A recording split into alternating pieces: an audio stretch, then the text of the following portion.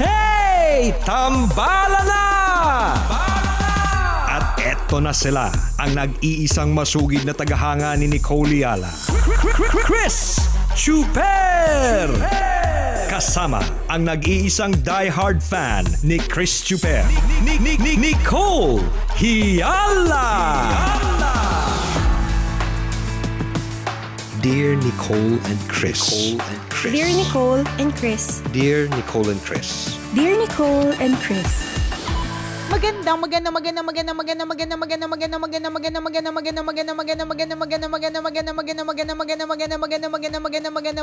morning, Luzon, Visayas at Mindanao, Metro and Mega Manila. Thank God it's Friday! Ang tanong, partner, may natira pa ba sa sweldo mo? Yun na nga hindi ko man lang naramdaman, ewan ko ba. Sobrang ang pagdating ng pera sa ating palad ay parang hangin, 'di ba? Hindi mo nakita, hindi mo nahawakan, muntik mo na ring hindi maramdaman. Correct, totoo 'yan. Yung gusto mong hawakan na sa sweldo ko, ba't nawala na? Akala ko ba sweldo day to day? Alam mo, partner, sobra, no? Sobrang kulang talaga, no? Kulang in a lot of, in so many levels. Kasi syempre, karamihan sa atin, hindi kompleto ang sweldo. 'Di ba? Marami ang ganun, partner. Halimbawa, recently napunta ako sa meron ako mga nakausap na mga nagtatrabaho sa mga salon, sa mga nail at saka yung mga massage, ganyan. Hindi ka masyadong busy, no? Ha? Hindi ka masyadong busy. Nakakausapin. Oo. Hindi masyado. Kaya, sino kaya kakausapin ko bukas? Ang mga manikurista naman. Oo. So, nakausap ko sila, partner, kasi nga hindi ako masyadong busy. Pwede kang surveyor. Pwede kang surveyor ng barangay. Actually, partner, mag-a-apply na nga ako sa sa census. Oo, kasi syempre nakapagtrabaho na ako bilang parte ng grupo ng census, partner. Nakahagilap ako ng chismis. Di double victory. Oo. Anyways, tama, diba? Pagkakitaan yan. Ano sabi nila? Sabi nila, syempre nagbalik na din naman talaga. Nagbalik naman na, madami, pag nagpunta ka sa mall, makita mo naman halos open na din naman talaga lahat. Yun nga lang, of course, ipapractice yung safety protocols, tapos hindi ganun kadami yung mga tao, tapos yung parang yung mga, feeling ko yung mga maraming mga vitamins lang yung mga nasa mga mall ngayon yung talagang sigurado at garantisadong yung mga nakabili ng vitamins. Oo, yan. Yung may pambili ng vitamins. Correct. Yung mga naka-vitamins, sila yung talagang parang matatapang na sumasabak sa mga mall. Tsaka yung mga alam nilang magagaling yung mga guardian angel nila, yan. Yun yung mga, tama. yun yung mga pumupunta sa mall. Pero ibig sabihin, generally, partner, madami pa rin takot may madami. At totoo naman din. Siguro kasi, ewan ko lang din, partner, kung madami ba talaga ang takot or kaya rin hindi madami ang mga nasa mga establishments ay dahil wala pa kasi o hindi pa kompleto ang public transport. Isa yun, malaking bagay yun. Wala talagang sasakyan. Ako gustuhin ko man pumunta ng Mandaluyong ngayon, partner, kung wala akong kotse, walang choice kundi lakarin. Di ba paano ko tinatamad ka maglakad tapos maulan, tapos binabaha pa ilang dadaanan. So I'd rather stay at home. Oo, totoo yan. So, totoo walang naman lalabas din, talaga. Totoo din naman na dapat din magstay at home. Tapos yun nga, tapos din naman yung sweldo mo. So ano din naman gagawin mo sa mall? So yun, wala lang. Parang nung napunta ako recently sa mall na talagang halos wala talagang tao. Alam mo yung parang feeling ko, kung halimbawa magkakaroon ng freeze, moment na mag-freeze, tapos mag-freeze lahat na ng mga nandun sa mall na yun, partner, feeling ko, tapos ako lang yung gumagalaw, feeling ko mabibilang ko silang lahat. Sa sobrang konti. Alam mo yun, parang less than 100. Alam mo yun? Kasama na yung mga nagtatrabaho. Hindi ko ulit kasi ako nakakapunta ng mall Pero yung mga stalls, yung mga tindahan nila doon, open naman lahat or Bukas na lahat, talaga? Partner. Sa tingin ko, partner, halos lahat, yung assessment ko, parang halos lahat na bukas. Kaya lang, kung dati, limbawa, for example, sa isang makeup brand, kung dati, dyan sa makeup brand na yan, may 2 Becky, isang babae, 3 Becky, isang babae, 2 Becky, 2 babae, ganun. Ngayon, isa na lang. Isa na lang for that makeup brand. Or di naman kaya, for that area, parang meron na lang na nagbabantay in that area. Hindi na siya per brand. Dati kasi parang per perfume, may brand, per, Oo. 'di ba, per ganitong area, So may ngayon, sorry. ano na, per Ngayon, floor. Parang, Per floor. Parang feeling ko per floor eh. Parang feeling Isang ko tao, isa per floor.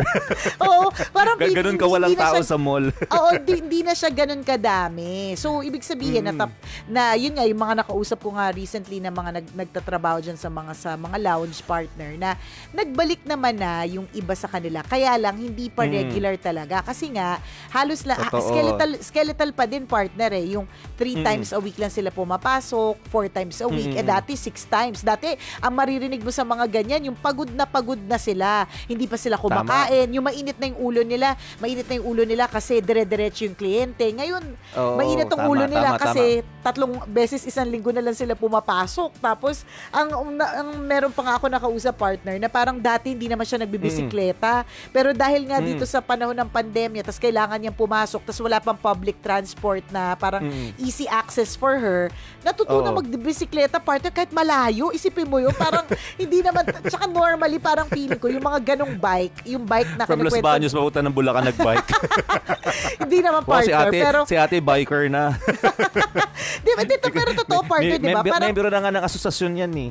oh, di ba? Biglang naging biker. At saka parang feeling ko partner, yung mga ganong bike, hindi nga siya yung pang yung pang biyahe mo mula sa bahay hanggang sa workplace kasi na malayo kasi partner, imaginein mo ako kasi hindi ko kasi talaga ma-imagine partner Paranaque to MOA.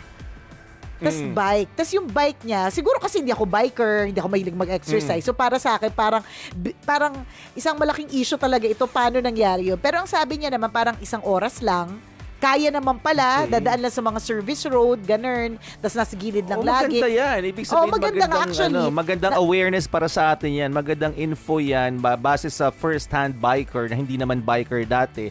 'Di ba? Dati, nung normal pa yung araw, pag galing ka ng Paranaque, pupunta ka lang ng Pasay, ang lapit lang yan. Pero sa sobrang dami ng sasakyan at hindi ng traffic, 'di ba, abuti ka ng 2 to 3 hours. Ganun po yung biyahe dati. Isipin mo ngayon, nagbike na lang, inabot ng 1 oras, di ba? So yun yung magandang awareness para sa atin yan. Para ma-encourage tayo na mag-bike, di ba? Makabawas ng traffic, nag-exercise pa. Oo, tama ka dyan. Nakatipid na nga siya, bawas sa pamasahe, tas nakapag-exercise pa. Yun naman din talaga. Yes. Pero pagod daw talaga siya. Kasi nakakapagod Yun na lamang. naman talaga yun. Pagdating mo Tsaka nung gutom na gutom ka. Tsaka parang partner, parang feeling ko, kung yung bisikleta mo kasi is not meant to, di ba parang, hindi ako magaling sa bikes, pero nagbebenta ako ng bisikleta. So kung gusto niyo po ng bisikleta, kaya ako talaga to topic pang segue po na nagbebenta po ako ng bike. Okay. Charot lang. Ibig sabihin, Kailangan mo ng product knowledge. Kailangan, paano mo bebenta sa amin kung hindi ka marunong alam mo yung specs ng bike. So pag-aralan mo yan. Assignment mo yan. Meron akong alam ng specs ng bike. So pero hindi ako sobrang knowledgeable. Pero ibig sabihin, hindi mo naman kailangan maging sobrang knowledgeable to know na kapag ka galing bahay hanggang workplace, kailangan yung uri ng bisikleta mo, yung pangkalsada, yung mga tipong pang-EDSA. 'Di ba? Yung tipo ng bike niya, partner. Yung bike niya, may 2 maliit na gulong sa gilid. Nakakaloka sa anak niya pala. Pambata. Kaya hindi lang yung partner, kaya pala pagod na pagod. Ang liit kasi, hirap na hirap siya magpedal. Ang laki ng tiyan, naiipit. Naiipit yung bilbil. Ang baba, di ba? Yung bike niya, partner, yung may basket pa sa harapan. So, alam mo yung parang pa-baby bike lang siya. Parang ganun. Parang hindi siya yung yung tipong pagmalayuan. Parang ito yung mga tipong bibili ka ng gamot sa labas o kaya pang around the village, pambili ng pandesal, yung mga ganong klase. Pero, dahil nga wala ng choice, kesa naman gumastos, kasi nag-compute siya, partner, dahil nga hindi pa normal yung public transport, parang yung tricycle pa lang from their house to kung saan may sakayan, 50 pesos na. Kasi nga, hindi pa lahat bumabiyahe. Tapos yung habal-habal daw, from dun sa sakayan hanggang dun sa isang parte pa, hindi pa nakakarating ng workplace partner, 150 na agad. So, At teka, presyo na yan ngayong pandemic or before pandemic ito, yung presyo niya binigay niya? Feeling ko partner pandemic. Kasi hindi naman... Naku, laking hindi- gastos talaga, Feeling no? ko lang So, kasi... isipin mo kung araw-araw kang lalabas, ganun yung Yun na gagastusin nga. mo. Magbabike talaga ako. Kaya nga, yun na nga partner. Tapos kinompute niya naman, kung magta-taxi naman siya everyday, papunta is 250. Pauwi, syempre kung mas traffic kasi gabi or umuulan, edi syempre lalagpas pa ng 250. Kung iilan lang yung pumunta doon sa kanila, edi wala pa siya nakuhang tip. Edi kung magkano yung sweldo niya, pinambayad niya lang ng kanyang transpo, edi nagpagod lang siya, di ba? So naisipan Tama. niya mag-bike. Ako, nakakaloka talaga, iba. Maganda Iba din. Tsaka maganda talaga yung pagbabike na yan, mga kaibigan. Kasi yun nga, nakakatulong tayo sa environment, nakakatulong tayo sa katawan natin. Diba? Kasi nga lahat naman tayo hindi nag-exercise, lahat tayo gusto natin paupo, sasakay, diba? Ganun lang lagi. Pero once na mag-bike ka, ma-appreciate nyo yung dadaanan. Base ito sa mga kwento ko na nagbabike din, as mga kaibigan ko na nagbabike din, na-appreciate nila yung daan kapag nagbabike sila. Diba? Minsan pag sumasakay ka ng bus, di mo nakikita yung ganda ng Ayala. Halimbawa, yun yung dinaanan mo. At hindi natin na-appreciate yan eh. Pero once na mag-bike ka, nakita niya, uy, ang ganda pala ng mga building sa Ayala. Yung mga ganun tipo. Tama. Yung mga rotonda sa diyan sa Welcome Rotonda, partner. Pag nag-bike ka, makikita mo kung gaano kaganda ang Welcome Rotonda. Diyan sa Quezon City Circle, pag nag-bike ka, ma-appreciate mo yan. Samantalang dati, pag nakasakay ka ng bus, hindi. Kasi bakit? Natutulog ka. Diba? Ganun yung ganap natin dati. Tsaka yung nabanggit mo doon sa mga mall na yan, diba may survey nga na ang mga tao naman talaga sa Metro Manila ay hindi taga Maynila. So dahil pandemic, marami sa atin na nag-uwi na ng mga probinsya at yung iba na-lockdown na sa kanila mga probinsya. So kahit mag-open yung mga stalls ng mall ngayon, talagang kokonti pa rin yung mga tao kasi kokonti na rin yung tao sa Metro Manila kasi nga nag-uwian na. Diba? Yung iba, mabuti kung nakauwi. Ang narinig ko naman, partner, ang daming hindi nakauwi. Parang ikaw, hindi ka pa umuwi. Huwag na tayong lumayo. Isa na ako sa hindi mga nakauwi, di ba? Isa ka sa mga na-lockdown sa Maynila, hindi ka na nakauwi. Kasi pag umuwi ka ng probinsya, madaming ganun eh. Na parang madedetain ka pa sa isang area. Oo, kasi ka bago ka makauwi ng bahay. Ka pa, kaya mga hindi nakauwi eh. Parang feeling ko ang mostly ang reason kung ba't hindi sila pumupunta kasi nga natapyasan yung sweldo. Hindi naman hindi na 100% yung sweldo plus walang public transport. At walang pera, tama. Oo, wala talagang pera, kulang eh. Yung Tama, parang kung magkano na lang yung pera mo, bibili mo pa ba ng bagong panty? Bibili mo pa ba ng bagong bra? Wala na nagbabra ngayon. Diba? Kasi nasa bahay lang din naman at pag nasa loob ka ng bahay, hindi ka naman nagbabra. Diba? Correct, At saka totoo yung mga lahat ng mga maraming bagay online ay doon na available. Diba? Tama, Maraming produkto online ay doon na natin kinukuha, doon na tayo nagda-transact online. So, hindi na natin minamabuti pa na pumunta ng grocery, ng mall kasi nga pwede ka na mag-order online. So, no need to go out. So, yun yung mga factors kaya kukunti na talaga yung tao sa mall. Diba? Walang pera, umuwi sa probinsya. Sinabi mo din to na madaming items online na mas kakaiba na hindi mo makikita sa mga physical na stores. Minsan may ganun na parang may ganito online, kakaiba ha. 'Di ba? Hindi wala akong nakitang ganito sa mall eh. 'Di ba? Yung mga ganun. Totoo yan. So, yun ang setup natin ngayon. Kaya kung ikaw nakatanggap ka ng sweldo kahapon, tama kahapon ba yung sweldo day? Tipid-tipirin mo yan, ha? Wag masyadong gala ng gala. At saka wag masyadong add to cart. Yun din eh. Hindi man gumagala, partner, pero add to cart ng add to cart. Before you know it, parang minsan kasi ganun tayo eh. Ay, casing, 189 pesos. Ay, earphones, 329 pesos. Hindi, syempre, kung kukumputin mo nga, nakakuha ka na ng earphones, nakakuha ka pa ng casing, parang a little less than, a little more than 500 lang. Konti lang yun. Parang kayang-kaya mong bayaran. Pero, naengganyo ka, dire-diretso ka, add to cart ka ng add to cart. Before you know it, 3,000 na yan. Diba? Tama. Araw-araw ka nag-add to cart kasi wala ka masyadong ginagawa sa bahay. Tanging libangan mo, diba? Teka, open ako online. Gaganda naman ng produkto. Pindot, add to cart. Tapos malaya mo, libo-libo na pala yung babayaran mo. Totoo diba? yan Akala, hindi man at one time na makikita mo libo-libo. Pero kung every day or every other day naman, nag-add to cart ka na 189, 239, diba? Kasi yun yung strategy yan eh. Kaya hindi yan ginagawang 400 pesos pesos. Kasi kapag ka 400 pesos, may isip mo, mahal. Mahal na 400 na eh. Pag hindi yan nilalagay na 600 pesos, kasi pag nilagay na 600, ay mahal, di ko yung bibilhin. So, ang ginagawa nila, 549, 329, di ba? Gagano nila. 599. Oo. Pero sa totoo Kahit lang, totoo, 600 na talaga 600 yan, 500 na talaga na yan. talaga yan. Oo.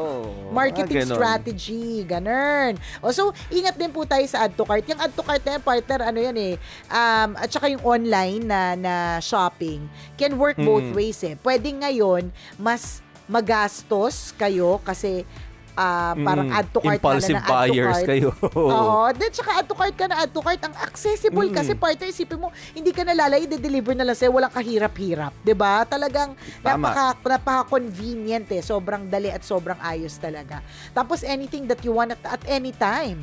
'Di ba? Hindi mo kailangan maghintay ng ilang araw. Pwede ngayon na. 'Di ba? Magbabayad ka lang ng delivery fee. Totoo yan. So, very convenient. So, pwedeng mas magastos, or on the other hand, pwede ding hindi. Kasi kung dati, malaya kang nakakapag-add to cart. Halimbawa, nasa workplace ka, malaya kang nakakapag-add to cart. Ito sa akin to nangyayari, partner eh. Dati kasi malaya akong nakakapag-shop online through my online shopper. Tapos papadala ko lahat sa station, partner. Hindi makikita ni ano yan. Hindi makikita ng asawa ko yan. Pero ngayon, partner, pansinin mo, ito yung nakikita ko dyan, partner, wala akong mabibili online. Kasi for sure, wala naman ako ibang pagsisendan kundi dito sa bahay namin. Di makikita At makikita agad. ng asawa mo. Oo. Tama, di ba? So, at pag nakita ng asawa mo, papagalitan ka na naman kasi bili ka ng bili ng di mo kailangan, di ba? Correct. So, sobrang tuso pa naman mga kaibigan ng algorithm ng online, di ba? Parang habang dumarami ang pipindutin mo, talagang ibibigay sa'yo lahat ng mga produkto na meron sila. Kasi alam niyo yung behavior mo, mahilig ka mag-shopping, teka, mamaya, pag nag-open ka ng timeline mo, bibigyan kita ulit ng pwede mong bilhin. Ganun Tama. sila. Tuso ang algorithm ng online. Oo. Kaya ng online shopping, kaya ingat po tayo ha. Correct. Paalala yan kasi kakasweldo lang natin kahapon. Trot. So, lamnadis, tipid-tipid, kailangan mag-save up for the rainy days, and literally kailangan mag-save up kapag ganitong medyo maulan. Kasi kapag maulan, saka naglalabasan yung mga chismis ng bubong. 'Di ba? Sapay yan. Alam mo yung parang biglang may tulo sa ganito, maglalabasan yung problema sa ganyan, 'di ba?